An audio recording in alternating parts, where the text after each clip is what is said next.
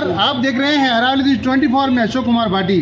अभी चल रहा है राजस्थान में चुनाव विधानसभा का 2023 में, जिसमें हर गांव में, हर गली में, हर मोहल्ले में एक ही चर्चा है कि इस बार कौन सा प्रत्याशी कितने वोट से जीतेगा, कहां से किसको बढ़त मिलेगी, कहां से कौन प्लस होगा, कौन माइनस होगा।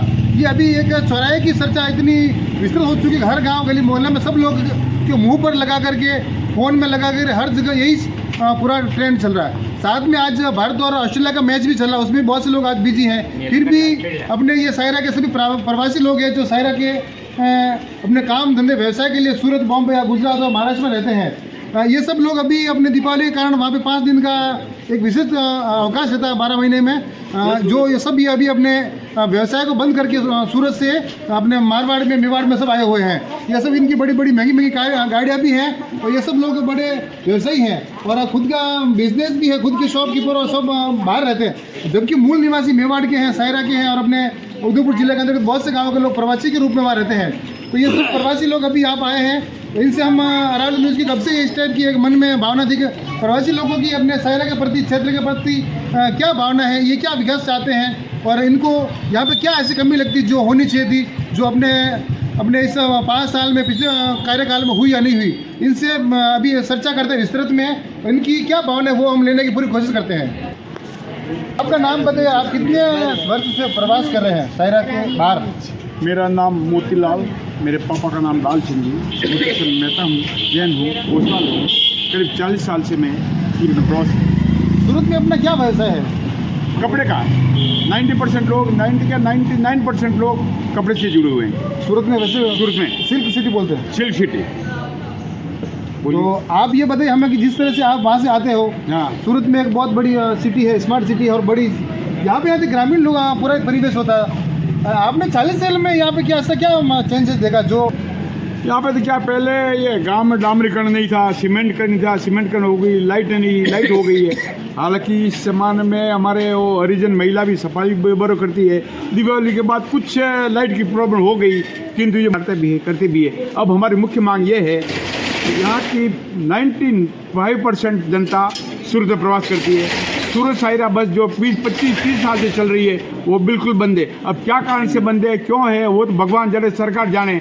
किंतु अभी जो रोडवेज वीडियो कोच वाले हैं ना, 1200, 1300, 1500 सिंगल सीट का लेते हैं। पब्लिक बहुत दुखी है। हमारी सरकार से रिक्वेस्ट है सूरत सायरा बस को अर्जेंट चालू किया जाए और वो स्लीपर कोच होनी चाहिए। इन्होंने एक अच्छी बात बताई, जिस तरह से प्रवासी लोग रहते हैं और सूरत और सायरा का इतने कनेक्टिविटी होती है, जैसा घर जैसा माहौल है। आप सूरत के लोग कभी सुबह सूरत नजर आते, कभी वापस शाम को सायरा नजर आते हैं। एक सरकारी रोडवेज की सबसे बड़ा एक सरकार का प्रोजेक्ट होता है, वो सरकार ने वास्तव में बंद करके बहुत इस क्षेत्रवासियों के साथ में बड़ी एक गलत अन्याय किया है, जो कि असहनीय है। जिस तरह से बस चल रही है, ये बस को अचानक बंद कर दिया। बस को बंद करने का जो कारण भी उचित कारण नहीं बताया, जबकि यहाँ से बस में आने जाने वाले इतने लोग थे, पूरी बस ऐसे पैक से पैक जाती है, फिर भी बस बंद कर दी। ये बस बंद होने से यहाँ पे आने वाले लोगों को, जिस तरह से सीजन में लोग आते हैं, जहाँ प्राइवेट ट्रैवल्स चलती हैं, वो अपने मतलब हिसाब से रेट बढ़ा लेते हैं, 2000-3000 रुपये। जबकि दूसरे जो मिडिल क्लास के लोग हैं, वो नौकरी करते 10-12 हज़ार में, वो इतने 2-2 रुपये, 3-3 हज़ार देके कैसे आएंगे, कैसे अपने वो घर परिवार में आ सकते हैं? कहीं ना कहीं ये इसको हमारी मांग है केंद्र सरकार से, यहाँ की मतलब जनता पूरी सूरत, महाराष्ट्र, पालघर और बॉम्बे प्रवासी थे।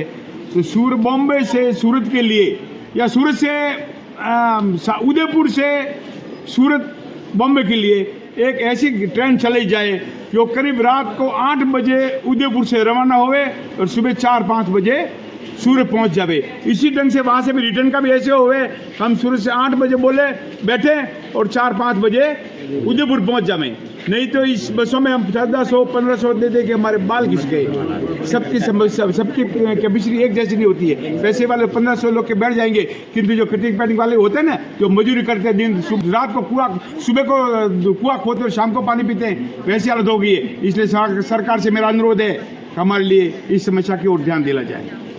तो आप देख सकते हैं प्रवासी बंधुओं ने दूसरा मुद्दा यह बताया कि उदयपुर से लगा करके गुजरात के लिए, बॉम्बे के लिए ऐसी ट्रेन चलाई जानी चाहिए जो शाम को 8 बजे के करीबन यहाँ से रवाना होनी चाहिए, सुबह वहाँ पर सही टाइम पर पहुँच जाए, ताकि यहाँ आने जाने वाले बहुत से लोग हैं उनको भी एक लिमिट के किराए में वहाँ आना जाना हो सके।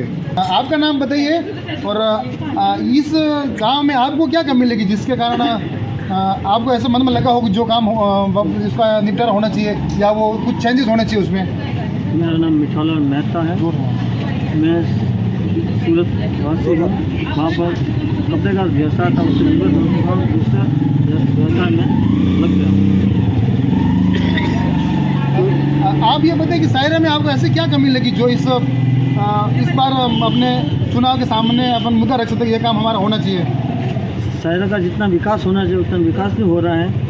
कारण ये बताते हैं, विरोध पक्ष और बीजेपी उनको बोलते हैं कि कांग्रेस की सरकार है, कांग्रेस सरकार है तो कांग्रेस सरकार को काम करना चाहिए, काम हो नहीं पा रहा है। तो इस हिसाब से सायरा का विकास, पूरा गोगुंदा क्षेत्र का विकास नहीं हो पा रहा है। बीजेपी कांग्रेस के चक्कर में कहने की अपने समय जा रहा है और जनता का शोषण हो रहा है। जनता का शोषण हो रहा है, बस सही है।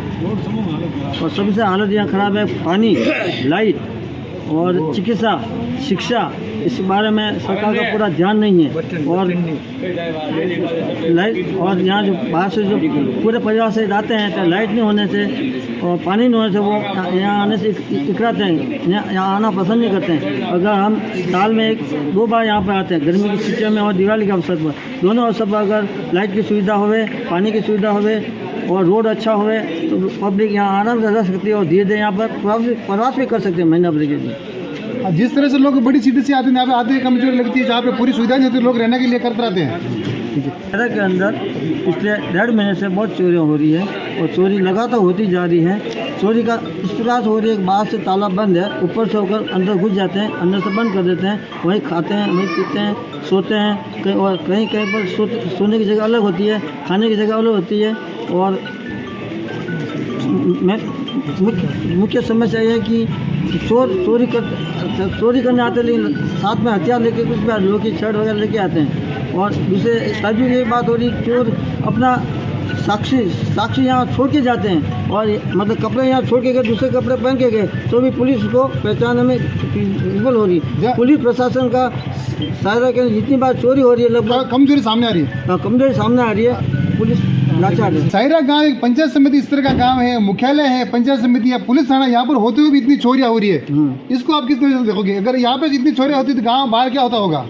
हमने आज ज्ञापन दिया था थानाधिकारी को। उन्होंने ये प्रश्न उठाया था, सायरा तहसील है, सायरा तहसील का प्रमुख गांव सायरा है और सायरा का ये स्थिति है तो आजू बाजू गाँव में उसकी क्या हालत होगी, वहाँ की जनता कितनी दुखी होगी।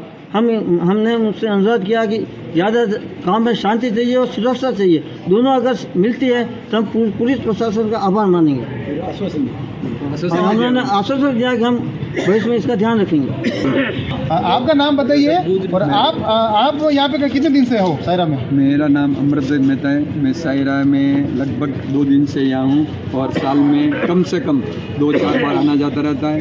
ये गांव बहुत सुहाना है, प्यारा है, यहाँ का मौसम बहुत अनुकूल है, लेकिन सुविधा के नाम से हमारे को बहुत तकलीफ होती है। पानी हर सप्ते में 3 बार या 4 बार आता है, वो भी कम आता है और कोई सुनते भी नहीं है। और ये बस स्टैंड पे जाते हैं, यहाँ से रोडेज की 17-15 बसें जाती है और प्राइवेट भी 20-25 बस जाती है, लेकिन रुकने के लिए कहीं भी बारिश हो, सर्दी हो, गर्मी हो, कभी भी रुकने के लिए एक स्थान भी नहीं है। न कोई आपका कोई इधर बैंक ये अपने बस वाला के कोई टिकट बुकिंग वाला रहता है, कुछ भी नहीं रहता है, मर्जी हो जैसा करते हैं। कभी बस कभी कहाँ खड़ी रहती है, इतना ट्रैफिक जाम रहता है बस स्टैंड पे, इसको अर्जेंट जाना हो तो बहुत मुश्किल रहती है। और अस्पताल यहाँ भी बहुत बना हुआ, लेकिन सुविधा के नाम का कुछ भी नहीं है। पर्ची देते हैं, लिख करके बाहर से दवा लाओ और लेके जाओ, इस हिसाब से ये चलती है। और भी ये रोड के बारे में, रोड की स्थिति यहाँ ये पर्यटक स्थान है, इसके बाजू में 15-20 किलोमीटर पे नानकपुर जी है, दरगाह जी माता जी का है,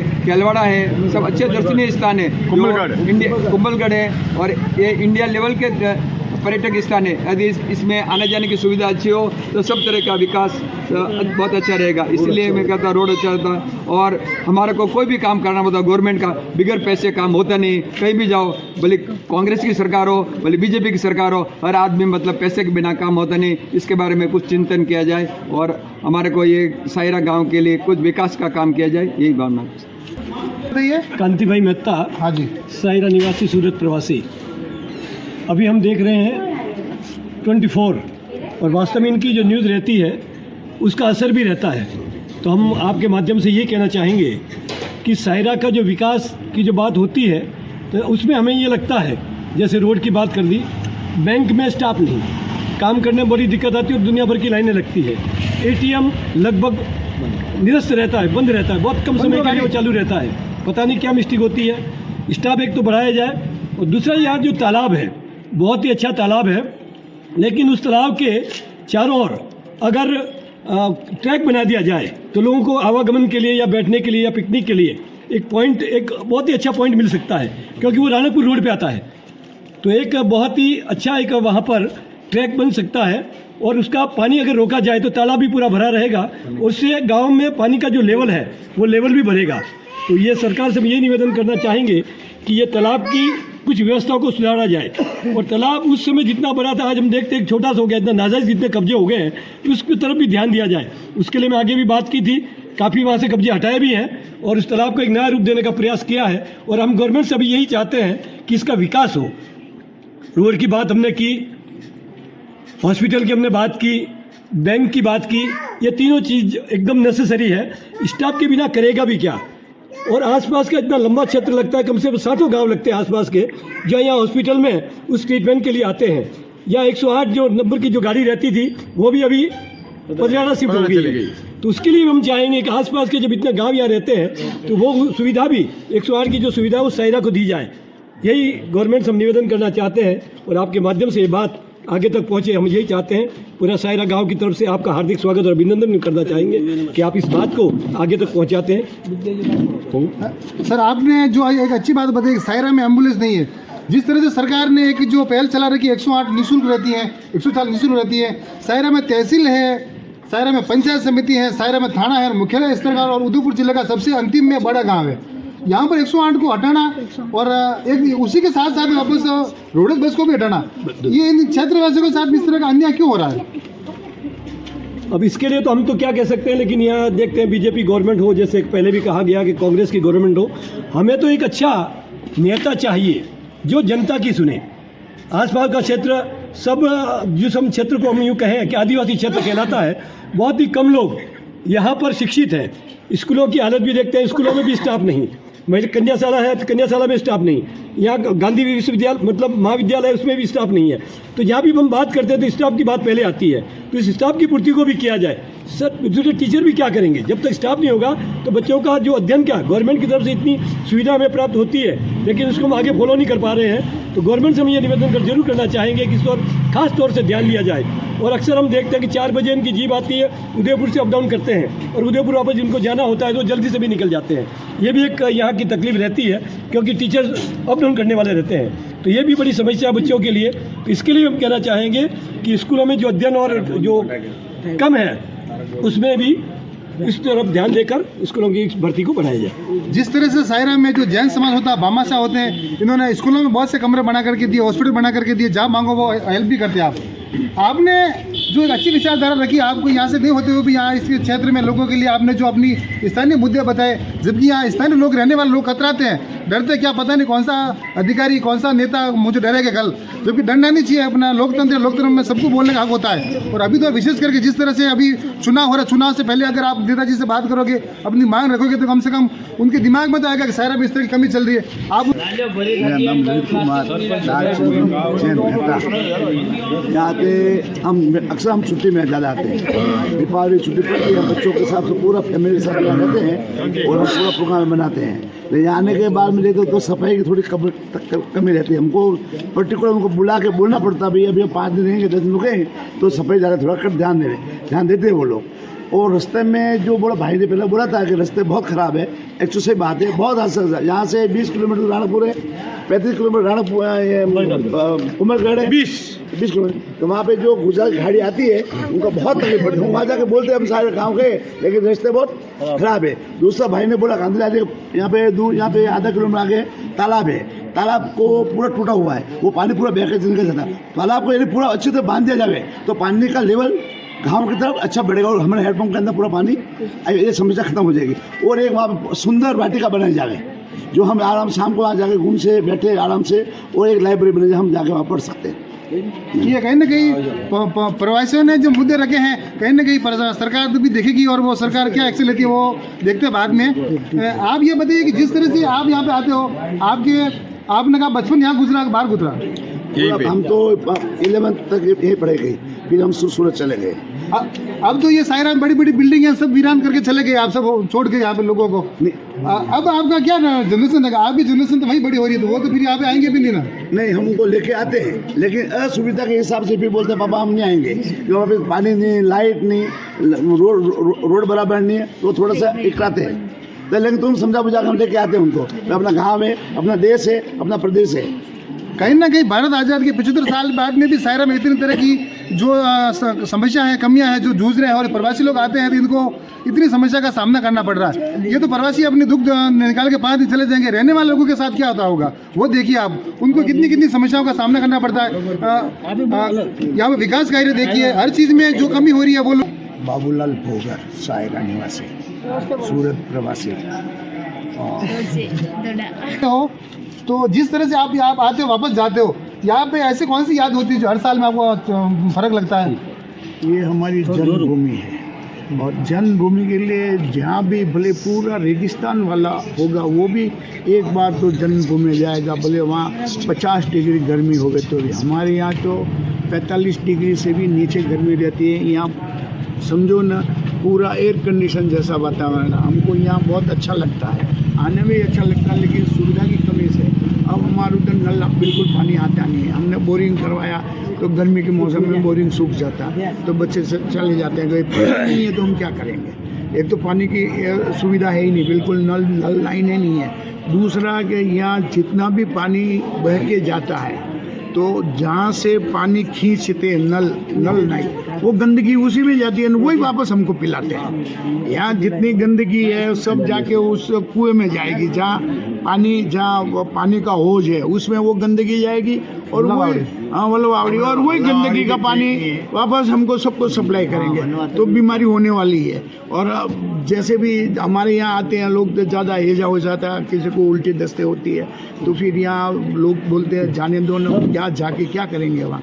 अब ये रोड बनाया, रोड बनाते ही ये देखो पूरा रोड RCC किया, और 1 महीने के अंदर से सब सीमेंट ही निकल गया, कंक्रीट भी निकल गई, 1 महीने में टूट गया। शिकायत भी की लोगों ने यहाँ, लेकिन शिकायत का कोई मतलब ही नहीं है, वो आके दबा देते हैं। वो राजनीतिक दबाव के कारण, हाँ, वो राजनीति के अंदर दब जाता है, काम तो होता नहीं है। अब हम बोल के भी थक जाते हैं। यहाँ जितने भी स्कूल बने हैं तो डोनेशन से बनाए, ये सरकार ने नहीं बनाए। प्राइमरी स्कूल भी बना, पब्लिक की डोनेशन बना, हाई स्कूल भी बना, पब्लिक की डोनेशन बना, हॉस्पिटल भी बना तो पब्लिक के डोनेशन बना। यहाँ क्या किया सरकार ने? हाँ, आयुर्वेदिक हॉस्पिटल भी डोनेशन बना, कुछ किया था नहीं सरकार ने। हाँ, सरकार कोई बड़ा हॉस्पिटल बनाती या यहाँ कोई कॉलेज खोलती या कुछ यहाँ तो डेवलप होता। सड़क का भी ठिकाना नहीं है। सड़क यहाँ से रानकपुर जी जाती है तो एक गाड़ी जावे उतना, सामने से कोई गाड़ी आ जाए अब ये नहीं हो रही, जबकि पूरा यहाँ से जोधपुर से उदयपुर का हाईवे है। अब इतना हाईवे पूरी जगह गुजरात में जाओ तो छोटी सी सड़क, कहाँ छोटा गांव होगा तो भी डबल सड़क होगी। यहाँ सिंगल सड़क वहाँ से जाती है और रोज के हजारों वाहन जाते हैं, एक वाहन नहीं, हजारों बसें जाती है, हजारों कारें चलती है, हजारों टैक्सी चलती है, लेकिन इतने पतले रोड से धीरे धीरे जाते हैं। जो 1 घंटे का रूट है वो 2 घंटे का रूट है वो 5 घंटे लेते हैं। तो इस तरह कहीं ना कहीं समय की भी ज़्यादा खपत होती है, समय भी ज़्यादा बिगड़ता होगा लोगों को। हाँ, अब हमारे सरकार से ये निवेदन है हमें कि थोड़ा हमारे बातों पे ध्यान दें। आप ये बताइए, अभी जो अपने थोड़ा अपन बात चेंज करते हैं, अभी विधानसभा का चुनाव चल रहा है, सब तरफ गर्मी भी है, और क्योंकि ये चुनाव की गर्मी है, मतलब ये तो ठंड है लेकिन गर्मी चुनाव की गर्मी है, जो चुनाव लड़ रहे हैं उनके लिए, और उसके अलावा उसमें जो कार्यकर्ता उनको भी गर्मी रहती है। तो अब आप ये बताइए, प्रवासियों के लिए एक बीच में मीटिंग भी की थी सूरत में, उसमें आप गए या नहीं गए? नहीं, मैं नहीं गया। तो इस बार जो प्रवासी लोग हैं, किस पार्टी को ज़्यादा समर्थन करते हैं, आप किसको वोट दोगे? मैं तो वोट जो विकास करेगा उसको दूंगा, लेकिन अब यहाँ राजस्थान में ऐसा कि 5 साल कांग्रेस रहती है, 5 साल बीजेपी रहती है, तो अब न तो वो विकास कर पाती है, न वो विकास कर पाती है। नहीं, लेकिन तो भी सरकार के ऊपर कर्जा तो होता है ना, राजस्थान सरकार के ऊपर कर्जा तो है, अभी विकास नहीं होता भी।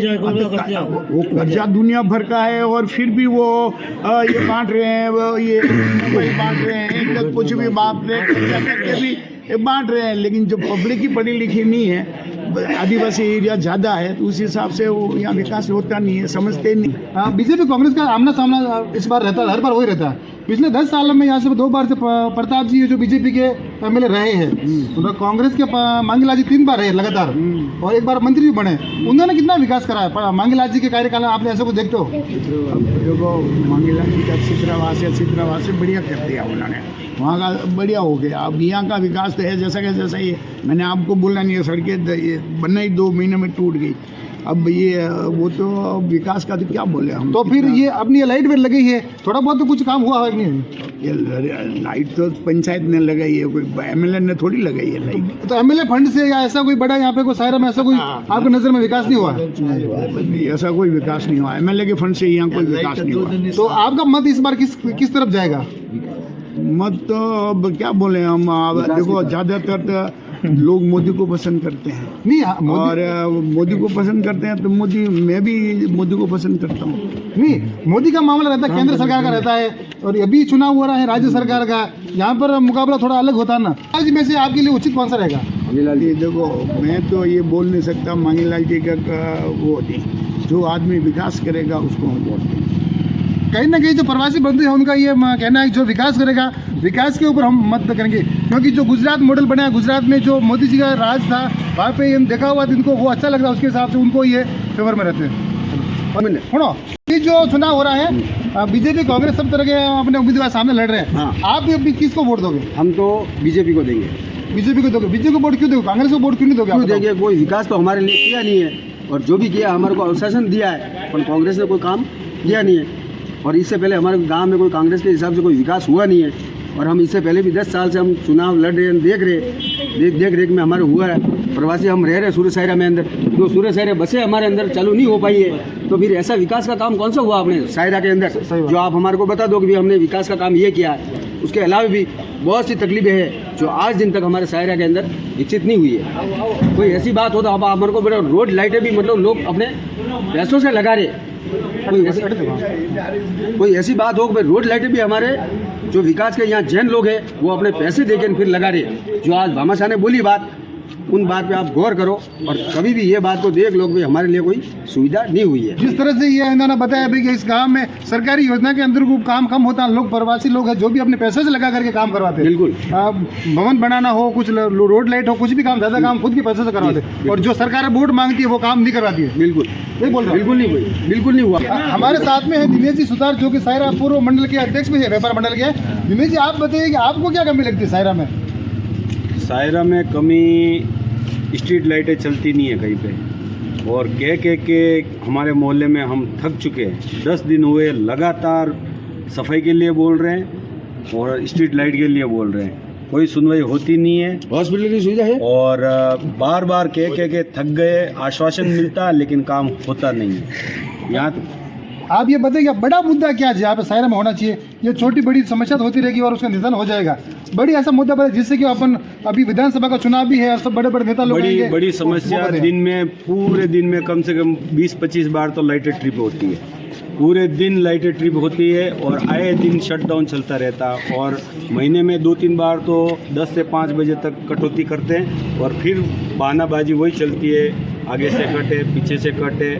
यहाँ पे कोई किसी को ये अपने पावर हाउस पे फ़ोन करते हैं तो वो बंदा व्यवस्थित जवाब ही नहीं देता और फ़ोन काट देता। नहीं तो सरकार तो बोल देगा लाइट मुफ्त में दे रही, इसलिए लाइट कम मिलेगी। हमें मुफ्त में नहीं चाहिए, हमें पैसे वाली लाइट चाहिए और अच्छी लाइट चाहिए। ठीक है। कहीं ना कहीं जो स्थानीय लोग हैं उन्होंने ये कहना है कि दिन में लाइट जाने से व्यवसाय भी बाधित होता होगा, जिसमें वेल्डिंग का काम है, कुछ भी काम उसमें बाधित होता है, और जो व्यवसाय भी नहीं होता होगा। पूरा बिजनेस लाइट पे ही चलता है, कारखाने हो, चक्की हो, आटा चक्की हो, किसानों के मोटर हो, सब कुछ काम आज टोटल काम बिजली पे निर्धारित है। और ये लाइट की समस्या कम से कम हम जब से पैदा हुए तब से देख रहे हो, अभी तक तो हमारी सॉल्व हुई नहीं है। ठीक ठाक चल रही है, कभी फिर वापस वो की वही परेशानी आती है। और अभी तो ये सुनने में आया कि हमने बस आज सुबह मॉर्निंग में बंदे को फ़ोन लगाया है बिजली विभाग वाले को, तो भाई लाइट क्यों नहीं आ रही, तो वो बोल रहे जैन लोग आए हैं जो गीजर चला रहे इसलिए लोड पड़ रहा है। ये अनोखी बात आ गई है हमारे बीच में, जबकि पूरे सायरा में एक ही डीपी थी और ये पूरा सायरा चलता था और चक्की चलती थी, इंडस्ट्री चल रही थी, तब भी ये प्रॉब्लम नहीं थी और ये अचानक से गीजर वाली बात नहीं सामने आ रही है। आप ये बताइए कि इस बार का विधानसभा चुनाव हो रहा है, सायरा किस मुद्दे पर वोट करेगा? वो तो पब्लिक पे है, देखो हमारे एक निजी राय तो हमारी चलती नहीं है। नहीं निजी राय, आप एक वोट के अधिकार, आपका एक तो मुद्दा रख सकते हैं आप भी। हाँ, वो तो बराबर है, प्रधानमंत्री जी का वोट और मेरा वोट एक ही मूल्य का है, उसमें कोई फर्क नहीं है। वो देते हैं वैसा का वैसा, वो का वही मेरी है। आप मत दोगे, मत क्या, आपने कुछ तो कुछ ऐसा है कि हक होना चाहिए कि मुझे मत दूंगा, मेरे शहर में ये काम होना चाहिए। देखो काम की तो ऐसा है कि सरकारी योजना है, जो लॉलीपॉप अभी चुनाव आ रहे हैं, लॉलीपॉप दे देंगे और चूस लो और फिर 5 साल निकाल दो, यही चल रहा है। इस बार आपका वोट किस तरफ जाएगा? ये तो हमारा तो मोदी जी की तरफ जाएगा सीधा। कमल को देखते हैं, हमारे को कैंडिडेट नहीं देखते, हम कमल को फूल को देखते हैं। और हमारा जिस तरह से गहलोत जी ने इतनी योजना लगाई है वो आपको पसंद नहीं है, उसमें क्या कमी लगी? ये तो जुमले हैं, अब इनका क्या करें, अभी दे रहे हैं और फिर बाद में बंद कर लेंगे, तो उसका क्या करोगे? नहीं जुमले का मैं बताऊं आपको, मोबाइल दिया है, फेस टू फेस मोबाइल दिया है, राशन किट बांट रहे हैं, महिलाओं के लिए आधा किराया किया है उन्होंने, उसके अलावा गाय भैंसों के लिए भी उन्होंने कुछ वो 40-50 हज़ार का लोन किया था, ऐसा बहुत कुछ हो रहा है, वो तो कोई दिख रहा है। उसके अलावा इस बार भी उन्होंने 7 गारंटी दी है, इस बार 7 गारंटी दी है, वो बड़ी भी होगी आपने, उसमें क्या लग रहा है? महिला को टिकट आधा किया, तो आदमियों ने क्या गुनाह किया, उनके क्यों नहीं किया? आदमी कमाता था, आदमी है ना, तो बाहर तो दौड़ना एनी टाइम आदमी को होता, तो उसके कम करो ना पैसे। महिला को बरोबर, महिला को तो बराबर ही है, वो तो हमसे और आगे है, वो तो हमसे आगे ही है। तो इस बार आपको क्या लग रहा है, आप मुख्यमंत्री किसको देखना पसंद करते हो राजस्थान में इस बार?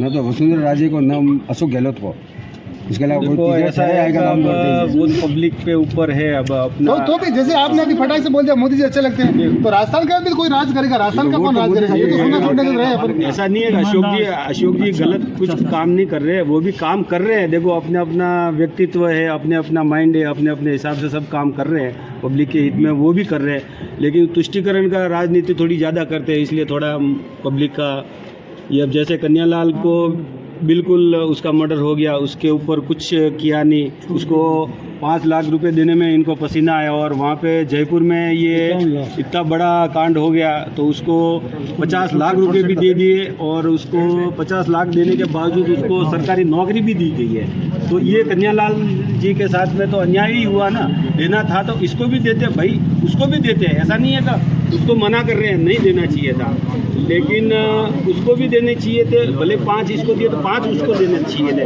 उसको 50 दिए और इसको 5 क्यों दिए, ऐसा क्यों? 5 महीने भी नहीं है। आपको पता है मुख्यमंत्री जी ने इस बार 5 साल तक गृह मंत्री का पावर भी अपने हाथ में रखा। पुलिस प्रशासन का इस बार राजस्थान में कैसा चला? पुलिस प्रशासन की बात करें तो मेरे हिसाब से तो इतना घटिया काम है।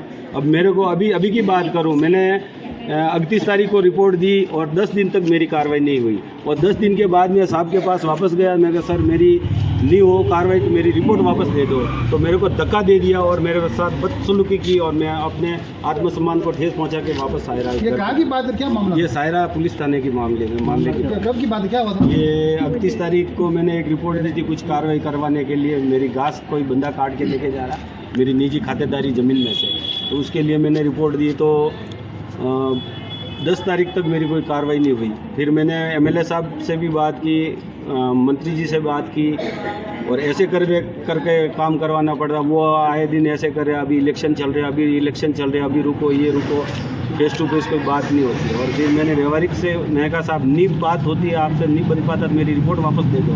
तो वो मतलब गुस्सा हो गए मेरे पे, इतना खतरनाक गुस्सा हो गए, मतलब जैसे मैं जैसे क्रिमिनल हूँ, जैसे मैं परमानेंट कोई क्रिमिनल हूँ, मेरे फोटो लगे हुए हैं वो ना, उस टाइप से मेरे साथ बर्ताव किया। ये मेरी स्थिति है। जब मैं आम नागरिक की सुनवाई नहीं होती तो किसकी होती है? नहीं, आप एक शिक्षित लोग हो, सायरा में व्यवसाय हो और आपने पूर्व में सायरा व्यापार मंडली के अध्यक्ष भी हो।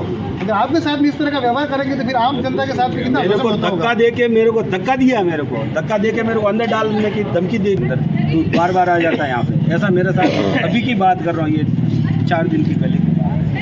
तो ये सायरा पुलिस प्रशासन के ऊपर भी सवाल निशान उठ रहे हैं, जबकि सायरा में जो चोरियां हो रही है उसके ऊपर तो अंकुश नहीं लगा पा रहे, जबकि जो कोई आवाज उठाता है उसको दबाया दिया जो फरियादी जाते हैं उनको भी डराया धमका जाता है और खाकी का एक रौब दिखाया जाता है। ये कहीं ना कहीं एक गलत मैसेज है जनता के ऊपर। पुलिस का केवल सुरक्षा के लिए पुलिस होती है, डराने के लिए पुलिस नहीं होती है। और इस तरह से डराया जाना एक पूरा ही कानून के खिलाफ भी है। और जबरदस्ती बोल दिया कि तेरे को ये क्या बोलते हैं, अभी आचार संहिता का केस बना दूंगा तेरे पे। तो क्या समझता है? आचार संहिता का केस बना दूंगा तेरे पे और अंदर करवा दूंगा, तो ये वोट भी नहीं दे सकेगा। इतनी बड़ी धमकी दी है। अगर कोई कमजोर दिल वाला हो तो वहीं अटैक आ जाएगा। किसी प्रवासी बंधु थे, इन्होंने अपनी समस्या बताई। यहाँ पे सायरा में किस तरह से रहने वाले लोगों को समस्या होती है, आने जाने लोगों को समस्या होती है।